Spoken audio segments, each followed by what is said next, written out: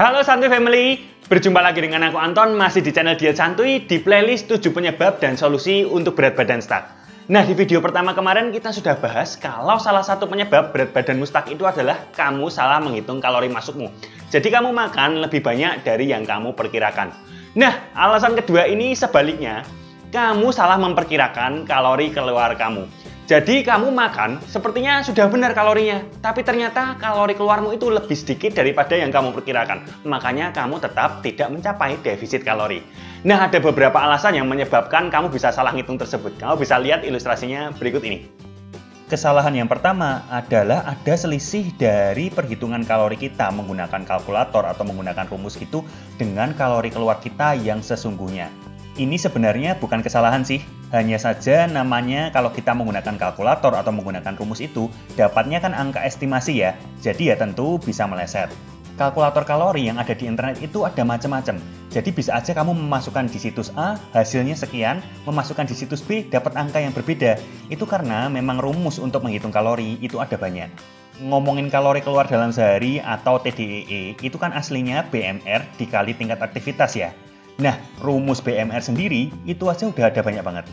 Rumus BMR yang sering dipakai antara lain Mifflin Saint-Jeor, ada Harris Benedict juga, ada Kate McArdle yang pakai body fat, atau ada yang pakai Scoville juga.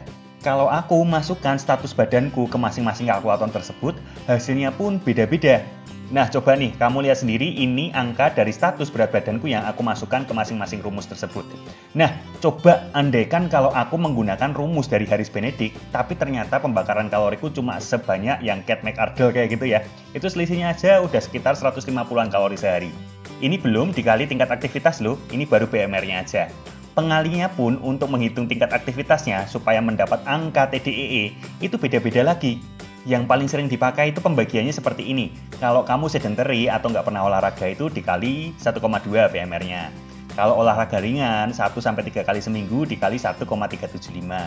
Kalau olahraga sedang 3-5 kali seminggu dikali 1,55. Kalau olahraga berat 6-7 kali seminggu dikali 1,725. Kalau olahraga sangat berat sampai 2 kali sehari dan memang berat banget kayak gitu ya, kayak atlet gitu ya, bisa dikali 1,9 BMR-nya. Nah, ini juga sebenarnya bisa ambigu juga kan? Karena dibaginya dalam sebutan frekuensi olahraga dan juga kategori intensitasnya. Kan ini juga aslinya cuma kira-kira, apalagi kalau yang ngisi nggak ngerti soal makna intensitas. Bisa aja yang nggak ngerti, asal ngikutin olahraga 20 menit di YouTube 6 kali seminggu, terus dia masukinnya yang heavy. Nah, bisa salah, bisa kebelabasan kalorinya. Ada juga yang rumus pengalinya dikaitkan dengan aktivitas sehari-hari, seperti pekerjaannya banyak duduknya, atau banyak berdirinya, atau banyak jalan kakinya, atau banyak pekerjaan beratnya. Intinya seperti BMR tadi, ada rumus pengali dengan pengkategorian yang berbeda pula.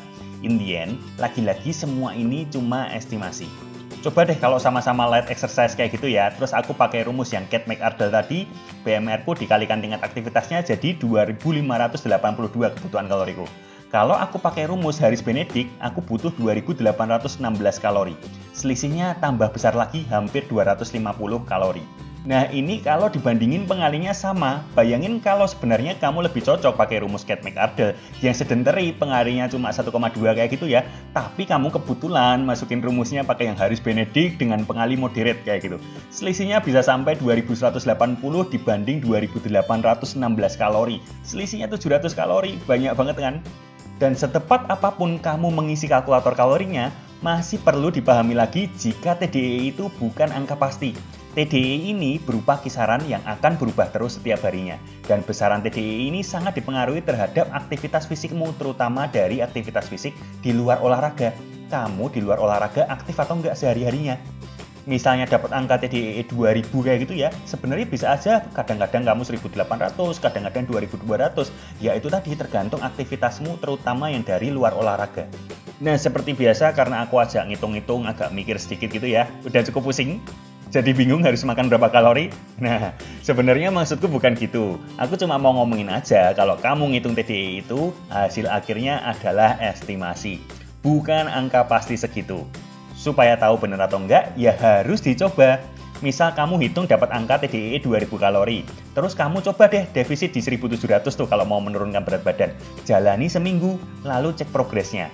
Kalau turunnya kebanyakan, ya berarti sebenarnya TDEE-nya kedikitan tuh. Kamu bisa makan lebih banyak lagi. Kalau turunnya sudah pas, sekitar setengah sampai 1% dari berat badan per minggu, ya udah, kamu defisitnya udah pas. Lanjutin aja diet di angka 1.700 kalori.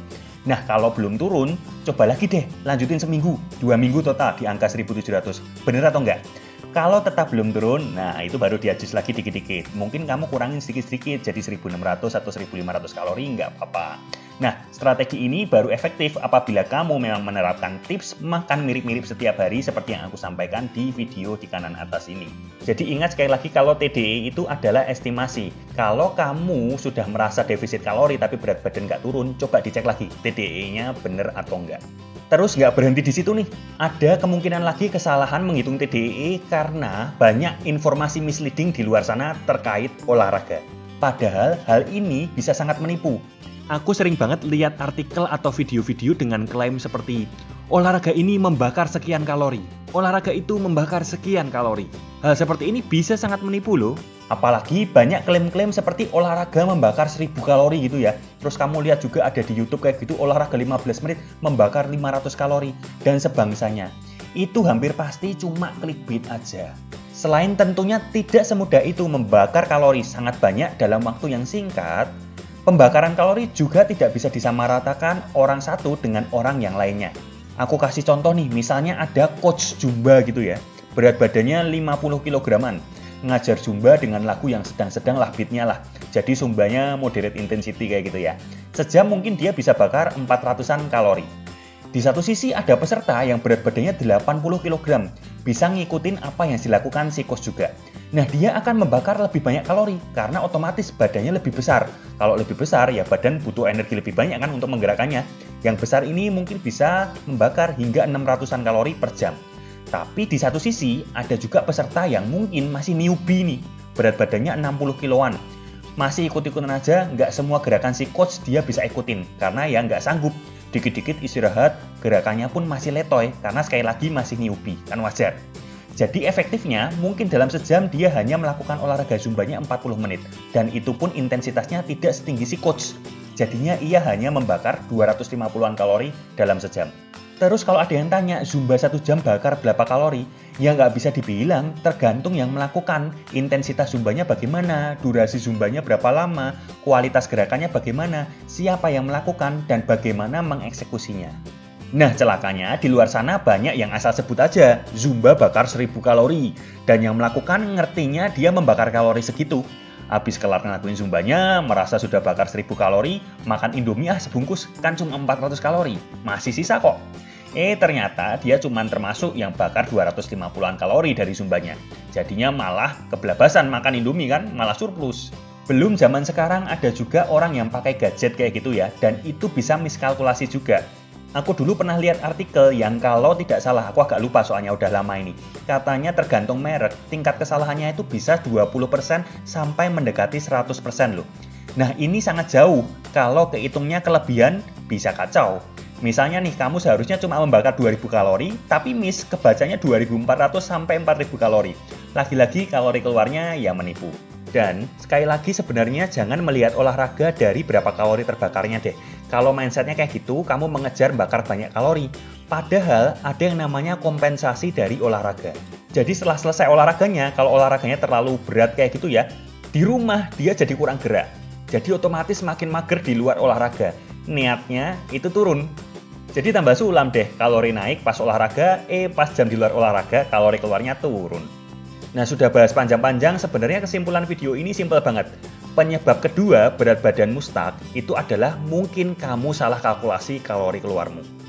Nah setelah mendengarkan cerita panjang lebar tadi kayaknya bikin pusing gitu ya diet santuy ya, malah bikin bingung gitu ya. Enggak, sebenarnya solusinya itu simpel banget, cuma 2 aja. Yang pertama, kamu perlu tahu kalau TDEE yang kamu dapatkan itu cuma estimasi, bukan angka pasti. Jadi kamu perlu coba tuh, bener atau enggak angkanya di sekitaran segitu. Perlu konsisten dijalani. Misalnya aku OTDE-nya 2000, ya udah jalani aja dulu 1 minggu, 2 minggu hasilnya bagaimana. Kalau sudah oke, ya lanjutkan. Terus kalau belum, ya bisa di-adjust dikit-dikit dari situ. Jangan langsung dipotong banyak gitu ya, kurangi dikit-dikit. Nah inilah pentingnya juga kenapa dietmu harus sabar, karena memang perlu ada waktu untuk coba-coba. Jadi jangan langsung badanmu dipotong banyak kalori kayak gitu ya. Memang perlu dicoba-coba dan kamu perlu sabar karena ini butuh waktu. Itu yang pertama. Dan solusi yang kedua adalah jangan menganggap olahraga sebagai sarana untuk membakar kalori. Olahraga itu supaya badanmu fit, supaya badanmu kuat.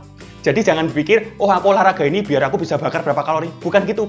Olahraganya harus dibuat supaya kamu bisa meningkatkan massa otot, supaya endurance-nya bagus. Nah itulah kunci dari olahraga, supaya kamu makin sehat, bukan sarana untuk membakar kalori. Jadi nggak usah terlalu perhatiin lah olahragamu itu membakar berapa kalori. Tapi perhatikan, apakah performamu selalu meningkat dengan kamu melakukan olahraga. Jadi sampai di sini video kali ini, kita akan berjumpa lagi di video selanjutnya dengan alasan lain yang mungkin membuat berat badanmu stuck. Jadi kalau kamu belum subscribe sekarang dan juga pencet bel notifikasinya, like jika video ini berguna, dan tinggalkan komentar di bawah kalau ada pertanyaan. Kamu bisa tulis juga di kolom komentar berat badan berapa, tinggi badan berapa, TDEE-mu kamu ngitung berapa, dan kamu makan di berapa kalori, supaya aku bisa cek itu ya kayaknya kamu makannya kedikitan atau enggak kayak gitu. Dan share juga video ini ke temanmu yang kayaknya olahraganya fokus ke membakar kalori doang. Oke, see you di video selanjutnya.